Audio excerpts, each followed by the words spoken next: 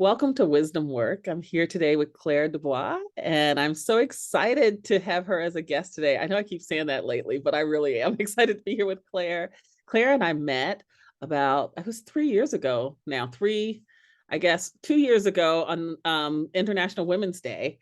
We were on a panel together, and she would speak and I would speak, and we just kind of fell in love with each other. Claire is the founder of Tree Sisters, and she is just an amazing spirit in the world who just, my experience of you, Claire, is that you just love big. You love people, you love the planet, you love the trees, you love animals, you love big. And so I welcome you and your heart into this space. I want to get into a little bit our conversation in a minute about you and your work and how that you've integrated your spiritual life with your work life. But let's just tell a little bit about you first. Welcome, Claire. Gosh, a little bit about me. Direct me in like point me somewhere because like Well, like, what do you see as what you do on this planet and who you are in this world? And maybe it's who do you want to be in this world, even? I'm in the mother of rebirths. Like I'm in the biggest rebirth of my life right now, and it feels a little bit like slingshotting around the back of the moon, like exiting one version of myself and hightailing it through the dark night to reemerge as a different version of myself. And I'm starting to see the light. So I'm definitely more around the moon than I am sitting at the back of it. So I'm in one enormous I don't know. Mhm. And what's amazing about that is that I'm enjoying it, Yeah. which I actually think is a fairly menopausal state if you don't fight it. Um, because I think any opportunity to drop one version of yourself, truly drop one version of yourself, like let go of the riverbank and let the river take you and not have a damn clue when you're going to find another riverbank. Yeah. Um, I've not been very good at that in my life. And right now I seem to be spectacularly good at it. And I think it's just a very deep commitment to let go. I'm so over the person that I've been, um, that I want to let go of everything. I don't want to find that I'm pretending to let go and then I just emerge pretty much the same, but in different clothing, if you know what I mean. Yeah. So, I've been this raging activist on behalf of nature and on behalf of the feminine. My love of nature and my love of the feminine haven't gone anywhere, like Mhm. Tree Sisters was an expression of everything that I loved. And it was an incredible opportunity to build a team and work with a team to deliver something totally unique on the planet, a women's reforestation organization that was rooted in feminine values, that was rooted in feminine mystery teachings, that was um, looking at the role of the feminine through the lens of our relational capacity to be connected to the natural world so completely that our behavior would naturally change. Like that was the experiment. Mhm. And I thought that would be my life for the rest of my life. But I resigned last year, Mhm. um, partly in an illness journey and a burnout journey, but a lot more, I think, in a recognition that I'm bigger than one organization, and um, and I need to be free, and I have this allergy to cages. I mean, I think we all do, but I think like I don't know how to conform, Mhm. and legal structures are an anathema to me. And so the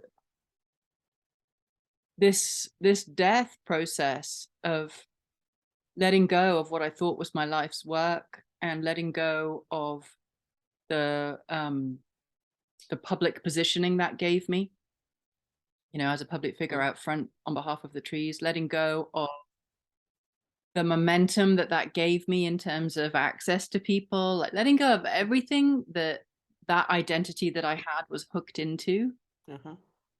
is really fascinating. It's fascinating as a journey Yeah. of just letting go and letting go and letting go and not knowing and letting go and not knowing. Because, I was thinking before we started talking about, you're saying about our spiritual path and our work and how they meld. And I was thinking, what is my spiritual path? Like, what really is my spiritual path? Like, what am I about? And, I've spent a lot of time in an ashram in India, and I've like been a spiritual seeker since my teens.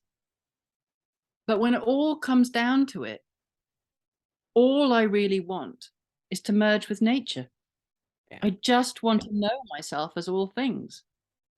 I want to inhabit a space of non-separation. That's all that really matters to me. And I want to inhabit a world that fosters that in people, which we couldn't Mm-hmm. be further away from if we tried. Um, and in order to get there, there needs to be a willingness to drop everything that we're not.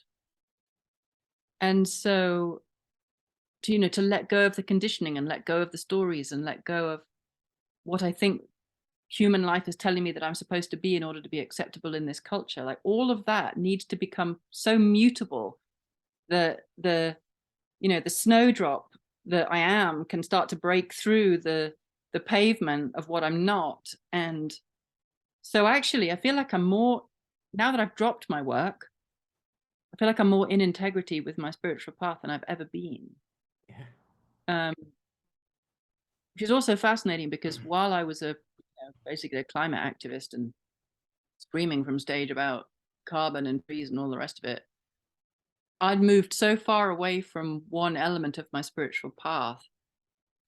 I wasn't meditating anymore. I wasn't doing my practices anymore. I was just working 24/7 consistently and burning myself out in the process, because there's no time for a spiritual practice. There's no time for my spirituality because the world's dying. And now I've come completely full circle back to that place that I always knew anyway, which is, it's an inside job. If Yeah. I'm disconnected, nothing I do in the world is going to come from a rooted place. So why bother?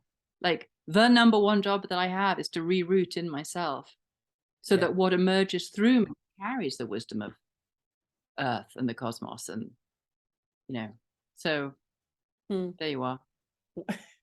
One of the things that I say is that I think that we so think by saving the world we'll save ourselves, but I found it's just the opposite. By saving ourselves, we actually save the world, because we, like you said, we are rooted and connected, whether we can see it or feel it or not.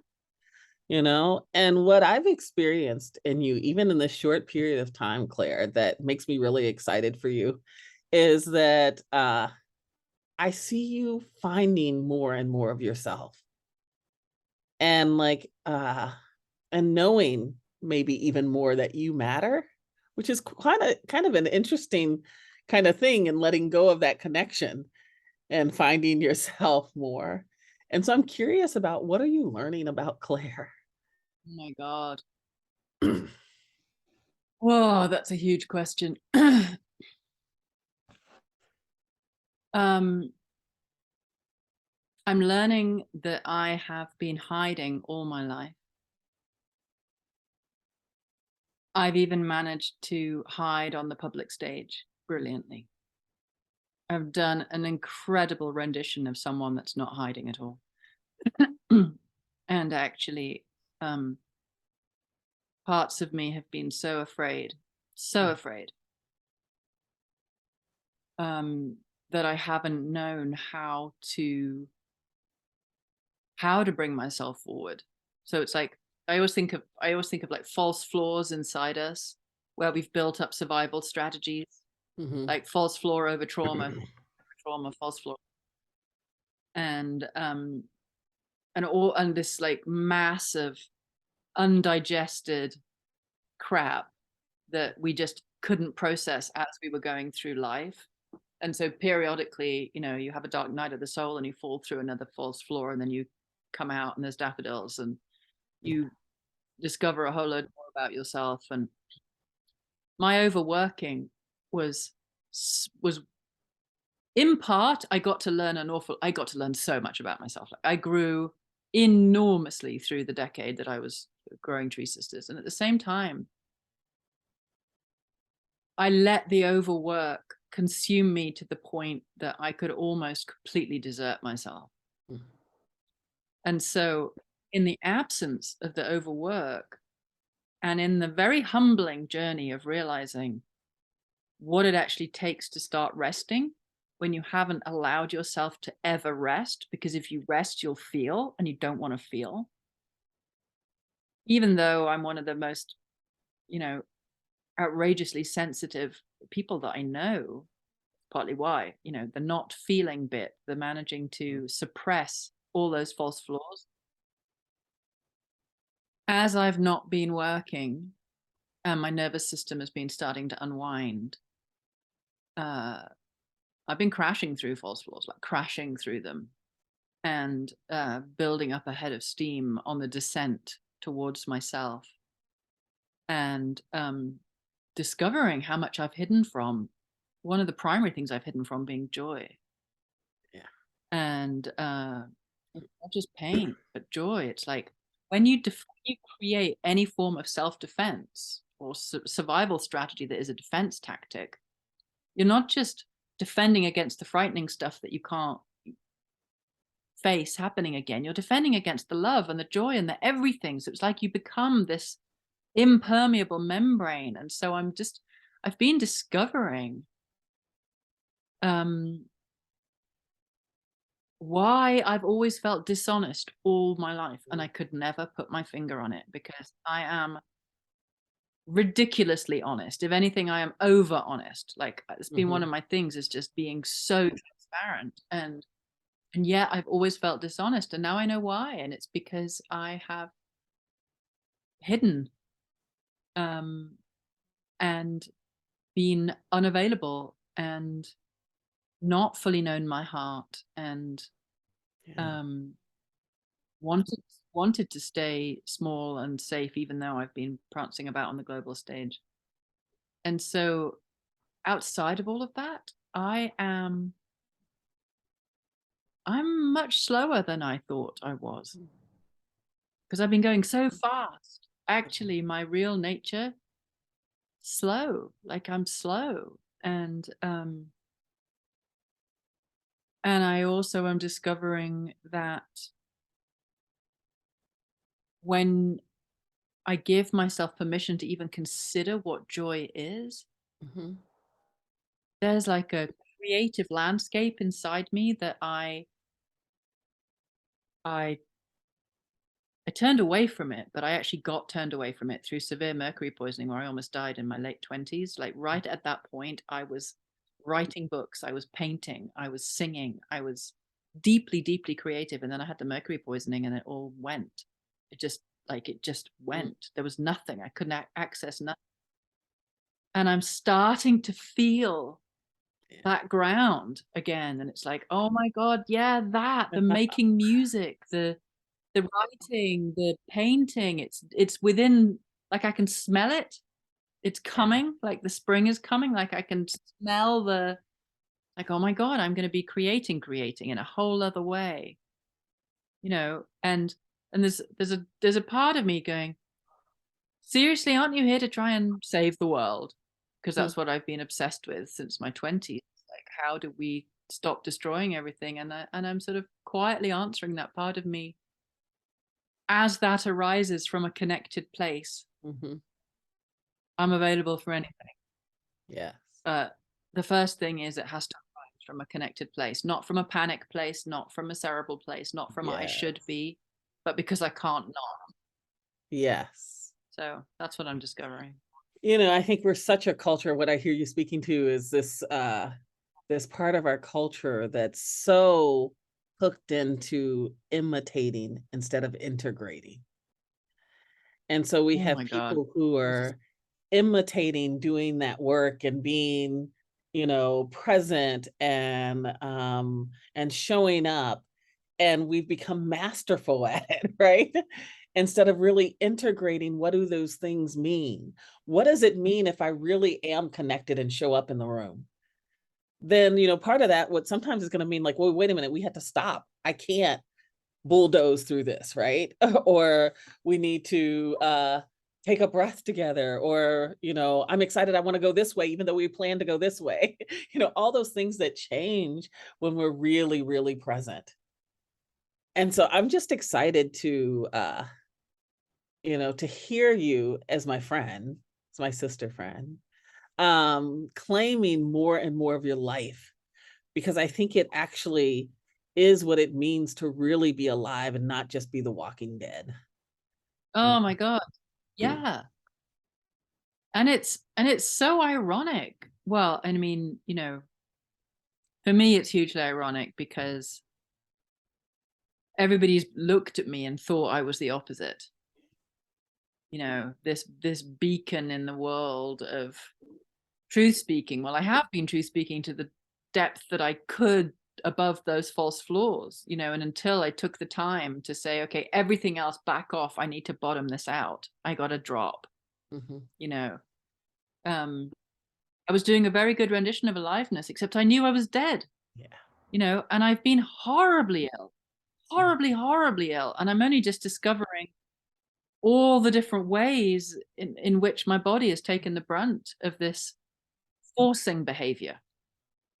It's a forcing behavior. And you're so right. There's been a complete lack of integration because I didn't allow myself time. Yeah. And that's the patriarchal push, data driven, measurable only world that we live in that makes no sense Yeah. according to the natural world. And all it does is destroy the natural world. And so all it does is destroy us. Yes. Because we are It nature. just values what it gets out of us. Exactly. So there's no separation. And, it's no surprise to me that I discover at the root of my illness is metal poisoning and plastic poisoning and pesticide poisoning, glyphosate poisoning, like every form of poison. It's just like, yeah, well, what do you think? What do you think we're made of? You can't poison the planet to within an inch of itself and not ingest it. And it just Yeah. happens that because I've had such a defended self, I've got defended cells. And Yeah. so they don't detox. And Mm. that's the thing. It's like, okay, Yeah. really ironic. Like I have to open and become permeable in order to let the toxins out. Yeah. Like I have to say yes to life in order to let the toxins out. And the other hugely ironic thing to me is, what are the substances that will pull the toxins out of me? It's humic acid, fulvic acid, which is soil based, Mhm. and chlorophyll leaves. It's like, it's nature. It's healthy Yes. nature that will detox my body. Yes. Like, and so what are we doing? What are we doing to our soils? What are we doing to our, it's like It craziness. it's so interesting too, because it's this piece too of where energy follows attention, right? And so much of your attention being on this toxic culture or nature, right? And so we create more of that in ourselves, right? And what I hear you is like changing the focus, like you're saying, on joy, and like how much joy there is in nature. I've talked about that with around COVID.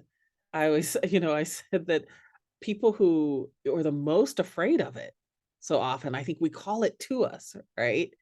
There's a way in which we attract what we pay attention to.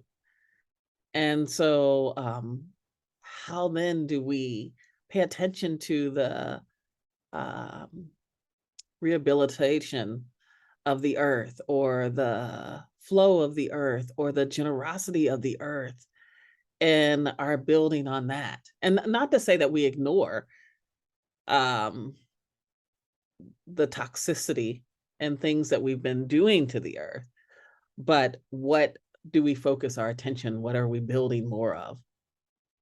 Yeah, Mm. absolutely. I Yeah. just think it's so incredibly powerful. I think we're incredibly powerful. And I feel like so much of ourselves is paralyzed in fear. Mhm. And fear of what? Fear of fear of feeling the stuff that we don't want to feel. Yeah. You're a mistress of this. Like fear of feeling shame, fear of feeling unloved, fear of rejection, fear, like these fundamental things that we are so afraid of.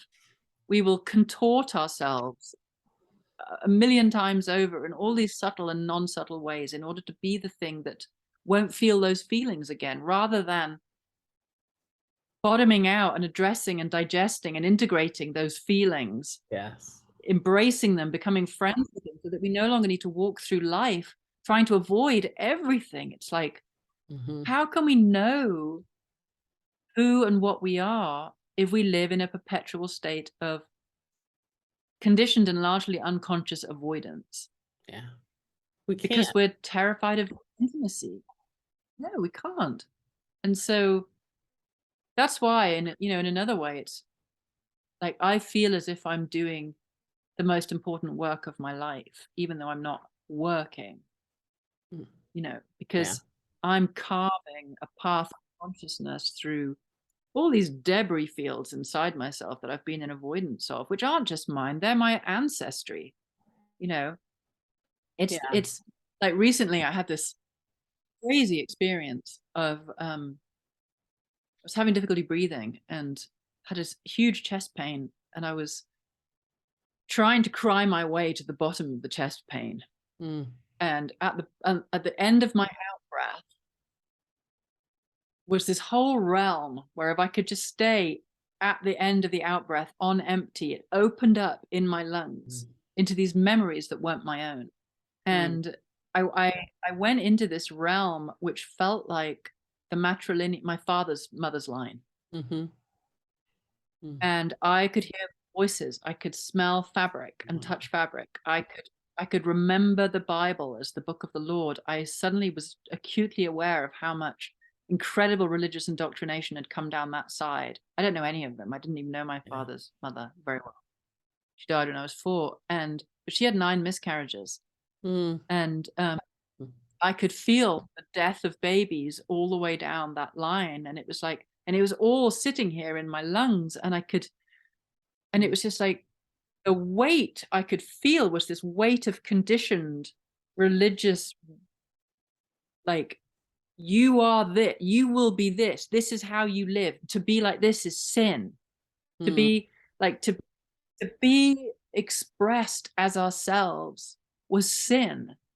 And there was no place to grieve. There was no place for joy. There was no place for freedom. There was no place for sensuality. There was no place for any of it, because and it was just, oh my God, I can't breathe. And Yes. then I'm sitting there going, wow, this body of mine, it's all inherited DNA. Yeah. All, like, there is nothing here that didn't get passed on. Coding is Yes. my ancestral line made visible. And so I was like, my epigenetics are all that is. Like, this is just epigenetics. And so I suddenly was in this body going, can I even call this me anymore? Is this just we? Like, this Yeah. is a community of memories that my soul is incarnated into. And it was just like, what the heck? Like, it was just I love it. this radical Yeah. thing of like walking around, God, because I had largely, it's changing, but I'd largely sort of energetically cut myself off from both my family lines because there's so much brutality in both of them. Mhm. I'm just like, I don't want anything to do with any of you, which is so ironic, because then I'm just going, That's you. oh, like, it's me, I am that. Like, there Yes. is no, Yes. like, I am the community of all my ancestors right here, and it's like just changed everything. It's like, it's I've often really wondered astonishing. I've often wondered if these experiences that we have as past life experiences are just ancestral memories. Like, I think, again, we just think it's us, right? So we're so egotistical sometimes that it is us in some ways, because it's the combination of all those that came before that are in us, right? This this piece that we can't, like, there's no separation, Separation. you know? And I mean, my perception, having like worked as a psychic for 25 years before Mhm. doing Tree Sisters, and living in all these other realms is, and it's interesting this, because I do perceive reincarnation is a thing. Like there's my Yeah. soul, Yes. and my soul does come in I and think out and so in and out too, and in and out and in actually. and out. Yes.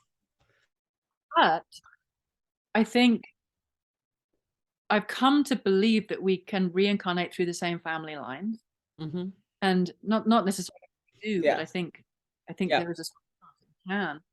But also that the law of vibration, the law of vibrational match, that you can only incarnate your soul, like the story of your soul and the Yeah. need for your soul to evolve, because we're all trying to come back to love, will naturally only be able to incarnate into a family line that has the vibrational match Yes. to what it is. Those stories might as well be our ancestral stories. But Yes. in that, when you hold that as a truth, I hold it as a truth, deep truth, then there are no victims, because you're arriving in exactly the right place and the right blood and the right epigenetics, so that, like right now I'm trying to figure out how to shift my genes, because I've got genes that don't methylate toxins, and it's like, okay, I don't believe that I should be limited by my genes, Hmm. whether they're mine or whether they're my ancestors. And so I've been meditating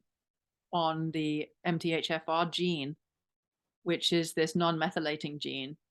And when I've been meditating with it, it's communicating to me that it it is a physiological expression of the inability to process trauma. Yeah. And I'm like, well, that makes sense, Yes. because that Yes. sitting down and refusing is like, oh, like just the inability to process toxins. There it is. It's like, yeah, we can't manage the trauma. Yeah. So that's also completely fascinating. It's like, oh, okay, so I'm going to That, try and change this for my, like this ancestral piece of what has not been dealt with is sitting in all of us. What are we going to do with that?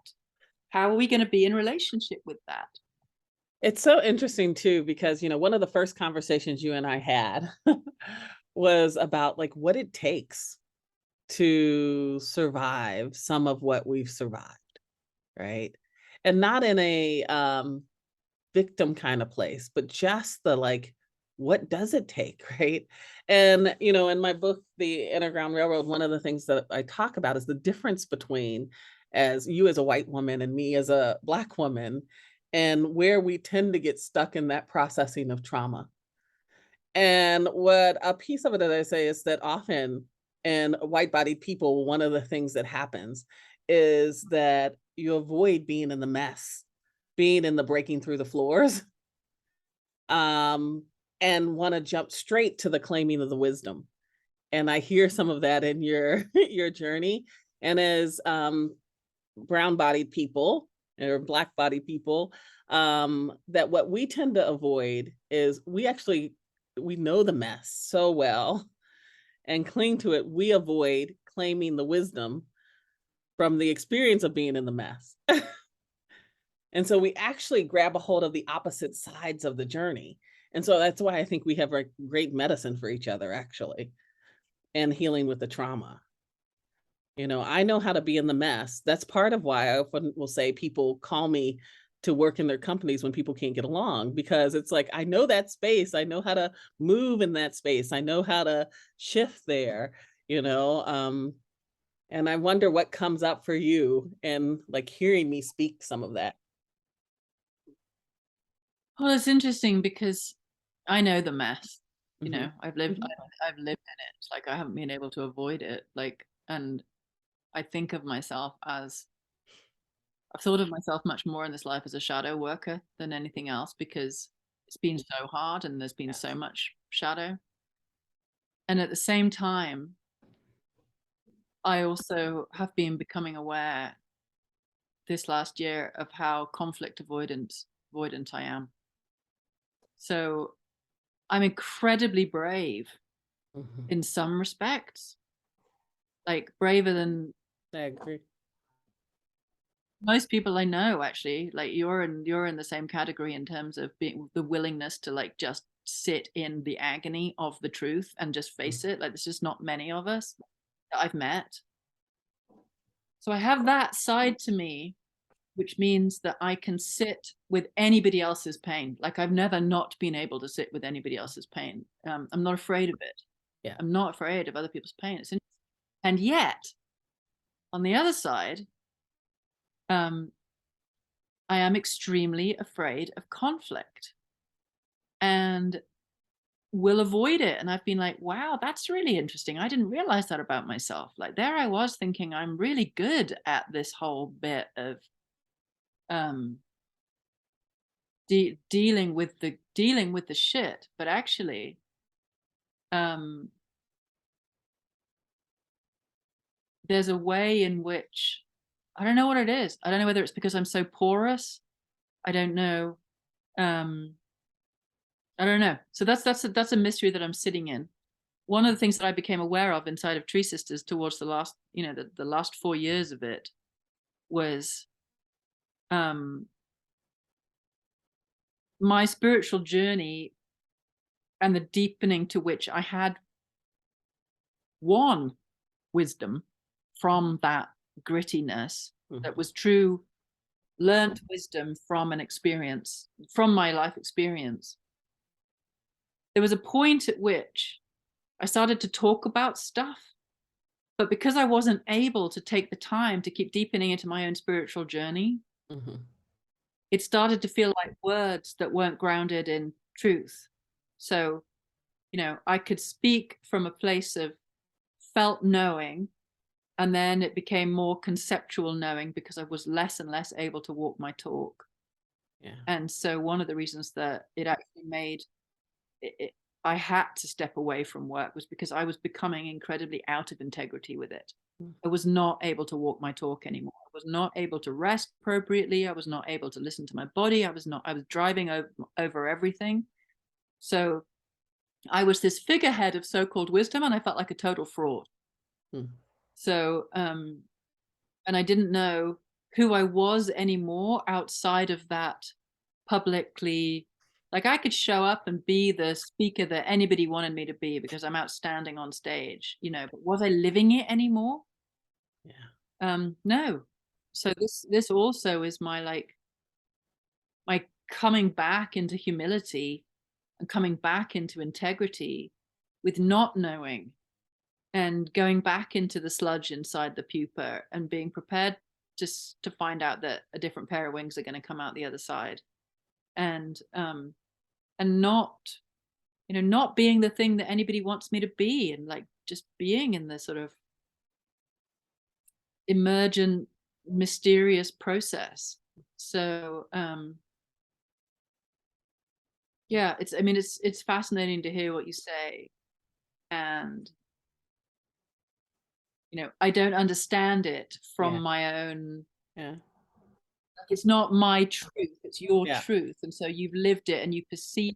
I can sort of satellite in on it and look at myself and go, wow, is that a fundamental difference between you know people of color and white bodied people? And certainly I could say I don't understand how people of color deal with shame. I watch the avoidance.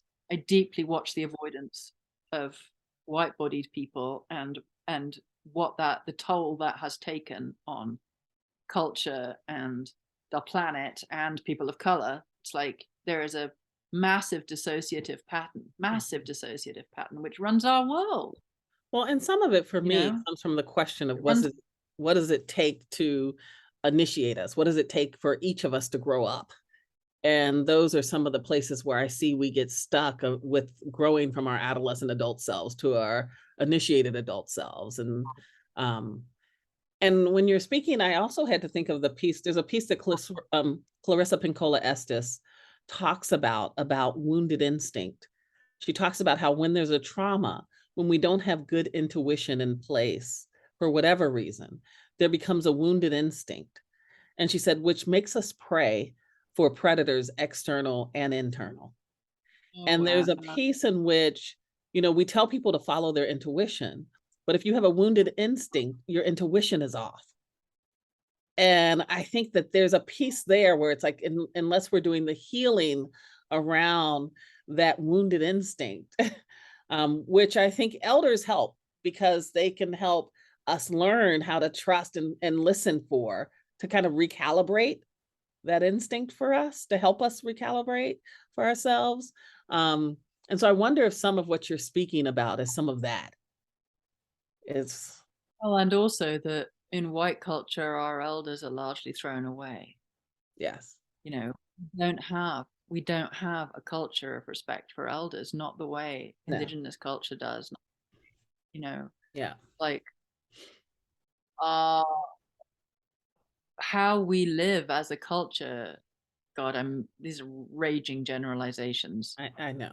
Just acknowledging Yes, raging generalizations of all of this. But nevertheless, it's like we're not even taught to long for the wisdom of elders. yes, We're so adolescent. We don't get past our adolescence. We don't get past the need to try and prove ourselves, or like that.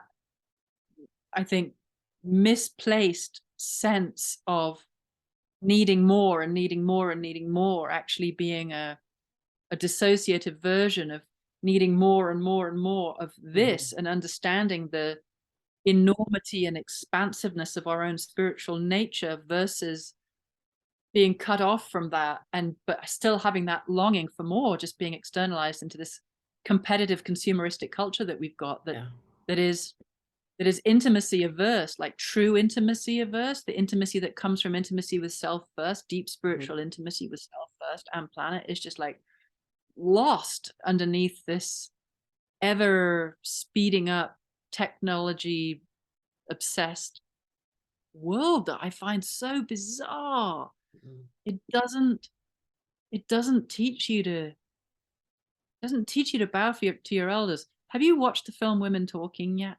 I haven't. Oh my God. Mm, Watch that film. okay, It was so beautiful. Do you know the story? no, A Mennonite community, so incredibly patriarchal community. It was actually Bolivian. This is a true story from Bolivia, but she changed the ending. And the women were being raped in their sleep by the men of the community. They were basically drugging them with cow anesthetic, mm, and then raping them at night. And uh, youngest 3 years old and the oldest 65 years old. And for years, women were getting pregnant. Like it was a nightmare. And then one time, a woman woke up mid rape and discovered that it was the men of the community. And and then the women faced this choice: do we stay, do we fight, or do we leave? And the film is basically the discussion that's had between four families of women who were given the responsibility to decide what happened to the entire community of women inside there. And it's the haranguing with, how do you deal with this truth, and how do you carry your faith, and how do you deal with forgiveness, and how do you embrace it all, and how do you do this thing? And I mean, for anyone that's been abused, it's a therapy session, mhm, because every face of the reaction to that dominance finds its voice in one of the women. mm, Uh, the role of the elders is so important in that film, and yes, it's so honored, and it's the elders who decide, ultimately listen to everything and decide what the women are going to do. And I don't think I've ever seen a film that had more grace, maturity, beauty, dignity, ragingly exquisite dignity and love yeah, concerning something that was so horrific, totally horrific. And these so-called totally uneducated women, women who weren't allowed to have any education, couldn't read or write, couldn't do anything, just were there to take care of the man. The soulfulness and the beauty that came through them rocked my world. I mean, I just thought it was spectacularly good, well done film.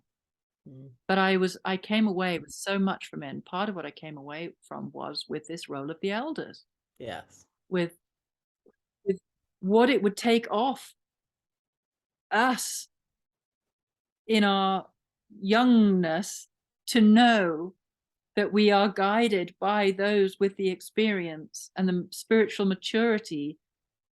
Do you know what I mean? Like I that, do. like I've been having this conversation right. with people, about the elders, Yeah, and that, really when I really got, oh my gosh, I don't know if you can be initiated without the elders, I think because we'll never really surrender to go deep enough into the void unless we know there's somebody that we trust that won't let us drown in it, and we can't take ourselves someplace we really haven't been.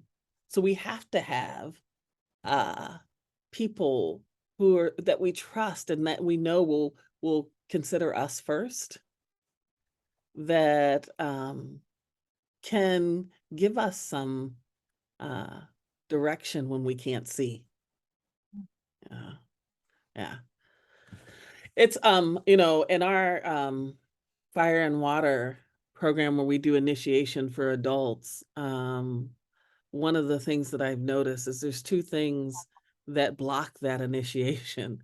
One is not being able to trust the elders, and the other is not being able to trust your community. Because there's a ways that you can only know yourself through your communal eyes, the people around you. You get access to different parts of yourself. One of the things you spoke earlier was about, my truth and your truth. And I think that what we have lost in that conversation about your truth and my truth is that we each carry a piece of the truth, but all of our jobs is to be able to hold as many pieces of the truth in our assessment of what is true as possible. It's not just yours or mine, it's the yes and, the both and, yours and mine and theirs and the other people's, to then make our assessment of what's true. Yeah. and it's, you asked me what am I learning about me. I'm learning in this process just how separated I have made myself, just how isolated I made myself from, first of all, by cutting off from my ancestry. Mhm. Like my father's line, ah, my mother's line, ah, like just like, no, I won't have any, like, wow, that was a real act of self-harm. Yeah. Like not knowing that, thinking that it was an act of self-protection Yeah. was actually it was actually the opposite. It was like cutting off my own roots, you Yes. know? It's Yes. like, yeah, just, I think you're so right. I mean, and I've been saying for 10 years inside of Tree Sisters, we are the forest floor. Our health, our individual health depends on the health of the entire ecosystem. And we're all connected under the roots. It's like Yes. the forest floor is this place where we are all intimately connected. There is no single tree in a forest. Our roots are all connected. And the mycelium that is doing all the nourishing and the communication pathways and everything, it's like the more woven into community we are, the greater resilience we have. Yes. And the tendency that I have had, and I know many have, is that the greater safety comes from being able to control everything and get smaller and smaller, and like, but actually i'm I'm physiologically, because my cells, my issue with the toxins has been, you go into cellular isolation. Like, in order to heal, I have to come out of isolation Yeah. on all fronts. And I find that fascinating, the degree of the mirroring of my cellular health Yes. and my, because I am a cell, you are a cell, and Yeah. we're cells in the bigger body of humanity. Yeah. And our cells aren't supposed to be totally individual. They belong in the bigger body of all that is, with all the information passing through. And if we're impermeable, it's a totally dissociative, Yes. unhealthy distortion. It's a It distortion. is. And It that's what we is. see. Our world is just like one big friggin' distortion at the moment. Like, It's incredible. I wrote this piece Yeah. recently that was whiteness as a mental illness. And I didn't mean white people. I said, you know, whiteness can happen in people of color and in white people, white body people.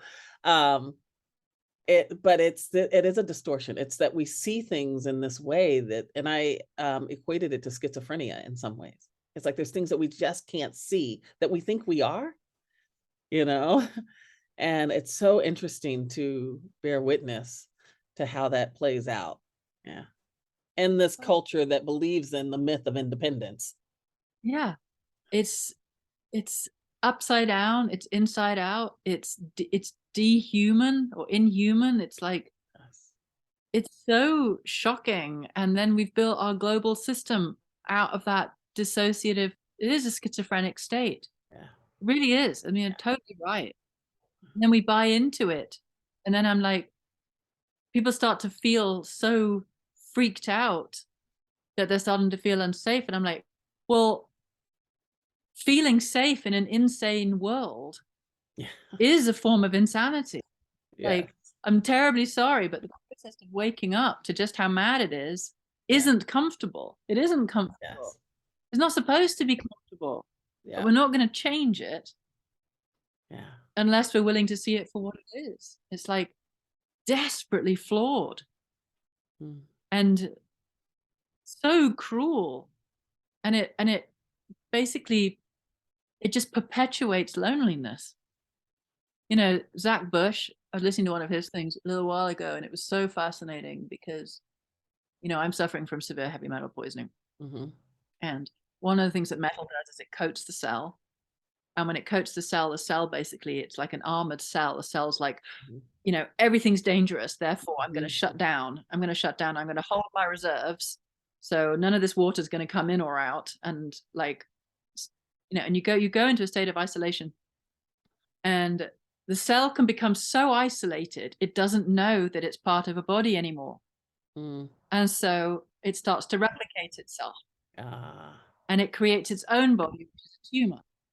And it Mm. can create its own circulatory system inside of that tumor.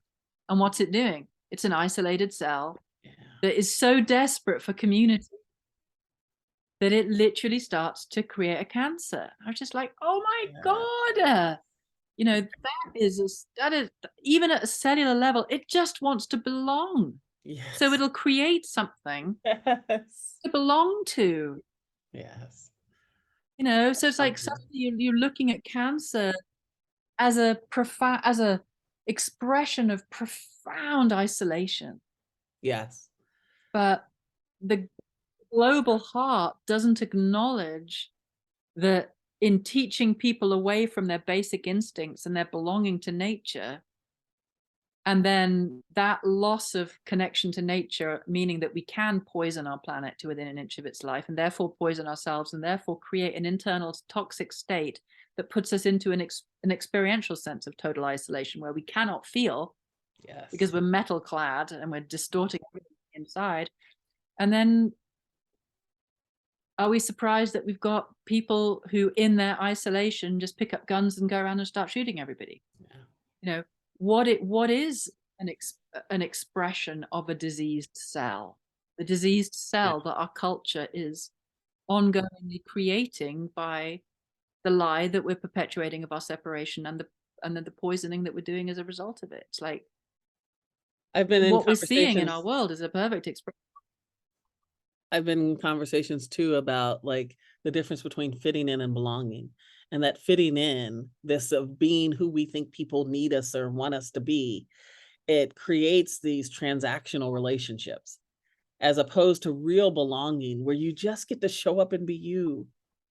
You just belong because you do, because you were born into belonging, because we came from the collective and we return to the collective, right? And if we knew that, how much that would change things. Oh my God. Yeah.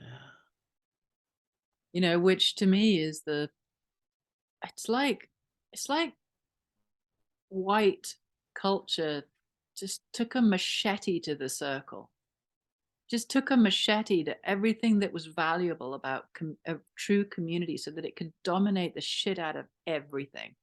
shame everything, control religion, control indigeneity. It's like any culture that is not top down patriarchal is considered unevolved. Yes. And yet that And level even of that white people think belonging, that they get to choose. Like, who gets to determine who's evolved oh my and who isn't, right? Like, yes. God, it hurts, it just hurts so much. And I find it so painful because I have this deep internal knowing of what it would be like to live in a culture that was consciously truth seeking and consciously unifying and consciously upholding everybody's rights and everybody's health. And it's so painful for me to live in this country where um there's if you don't have the money, you don't get the health care.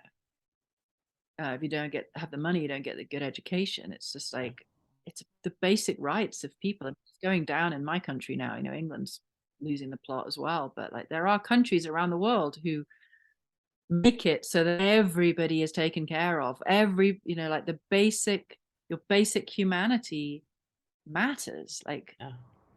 it's just so weird. America feels like this caricature sometimes, Yeah. like a serious caricature of of what ultimate domination and power over looks like, and then what that manifests symptomatically in its culture, in its populations. It's a Well, one of the shocker. things you spoke earlier, and it's been a intention of mine this year. One of my intentions is to know joy just as much and deep as I know grief. And so I want to just kind of give us an opportunity to speak a little bit about where are you finding joy in your life right now? What's the antidote to what we just were talking about? I had this moment. I've just spent a month in Mexico. I was there for heavy metal detox, but I go to this one place at this time of year because the whales are there. And walking on a beach with really crunchy deep sand where it's like orgasmic for your feet, like orgasmic feet every day. Oh my God, crystal clear water. But it's watching the revelry. It's the only way I can describe it. The adults teaching their new offspring Mm. how to breach, how to tail slap, how to do the fin slapping. And I can't not yell every time a whale leaps out of the water. And if I see it 30 times in a day, I can't not find it extraordinary.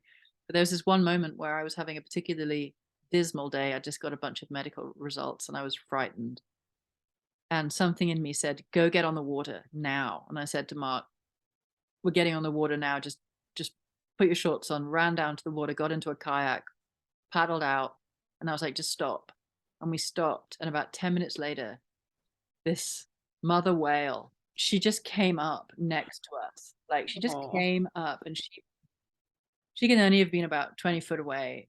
Huge. I mean, they're just huge. Oh my God. And their presence, it's a it's like if whales could teach humans how to love, our planet would be exquisite, like exquisite. The heart presence that comes off a whale uh-huh. is like nothing I've ever experienced in my life. I mean, nothing I've ever experienced. And when you put your head underwater and you can hear them singing, Mm. like, oh Uh, yeah. So that is like that's like the swiftest way to joy for me. But also, outrageous music, like plugging into human made beauty. I love human made beauty. yeah. I love my species. It drives me nuts. I love when our species pour themselves into like the devotional expression of the manifestation of their Yes. gifts, Yes. whether it's exquisite pottery or exquisite art or exquisite opera or exquisite, like Yes. that the gift of our hearts made manifest. And so that's where I need to go. I need to go back to my painting. I need to get back to my art, and then for me, the ultimate joy, it's just nature. It's just being outside, like listening to the bird song, sitting listening to the bird song. Down in Mexico, there's no bugs at the moment. We could sit out and look at the stars for hours. Yes. And so it's like any form of like really deep presence to the magnificence of beauty. That's Mm. where my joy arises. Yeah. Like, My daughter oh and my God. I yesterday got to go and see the movie, the original Black Panther movie at Cincinnati Symphony. And so the symphony played the score as we were watching the movie. And they even had a drummer who played the talking drum from Senegal who came and played with them while we watched this movie. It was just amazing. And I'll say that in. And then last weekend, I was with my 2.5-year-old niece, and she says to me, you need to sing a cat song. And I said, I don't know any cat songs. And so she makes one up, and she just is singing hand movements and everything. And I wrote a piece about like, when did I forget to just make up cat songs on the spot? And let them take me wherever. And her inviting me back into that, that to me is joy. Yeah. Yeah. Yeah. I Mm, think I've been sick from seriousness. yeah. Yeah. Yes. And I do believe you can laugh yourself back to health. Yes. I really do. And yes, our world is struggling. And yes, I, as a climate person and as somebody that understands the science, I could fall on the floor and weep for the rest of my life. Or I can just decide in this particular incarnation, how do I choose to live? Yes. And actually, my new choice as I emerge slingshotting around the back of the moon is I'm choosing to live in joy. And that's it. Yes. That's the new bottom line. And if it's not going to give me joy, I'm not going to do it. And if Yes. it's not going to serve my health, I'm not going to do it, because my health is another pathway back to joy. And it's like, I want to bless this planet with a vibrational presence Mm. that would make the daffodils proud of me. I love I that. want to be a friggin' daffodil. I want to Yeah. be a daffodil. Make the daffodils proud. I love that. I Yes. want to be a bright yellow trumpet of completely irrepressible joy. Like, that's Yes. what I want. Or I want I to be like the yellow. tulips. Yes. Yes. Well, Like, Claire, they're this. oh, one of the things that brings me joy is like knowing you this lifetime. There was, in that first um conversation that was just you and I, one of the things I remember you saying to me is that you're taking my hand in yours and you weren't letting go. And so to have people in your life that can see you, and you named, I see you. I know what it takes to be who you are. And honoring those different pieces that you spoke to me that day. What a Mm. gift, you know? And that's one of the reasons I'm so, yes, you're one of my loves this lifetime. So thank you for saying yes to this podcast, to me, to this journey that we're on together. And is there anything that I didn't ask you that you would like to speak in this space? God. Probably not. Um, I just honor you, Quinita. You're one of the deepest, most extraordinary souls I've had the privilege to meet this time around. Mm, thank you. And in that, I actually, yeah, you're my sister and you're my friend, but I also feel like you're one of my elders. Mm, Thank you. Because, yeah, my history has been a friggin' nightmare, and I know trauma. But what you've gone through, what your family's gone through, what your people have gone through, are still going through. Mhm. Even inside of my own nightmare, I've sat inside a white capsule of privilege, and so there are levels of vibrational background noise trauma consistent that is racism, um, that I know I've experienced in other lives because I've remembered, but in this one I've been, I've come in a white body, and so you have moved through and alchemized so much just horror. Frankly, it's just horror, out and out horror, and you've done it with so much dignity, Mm. and you've come out with this wisdom that is non-blaming and non-shaming, and that is honoring of all, and I think is just, I don't know anybody else like you, honey, Mm. and I get what that takes.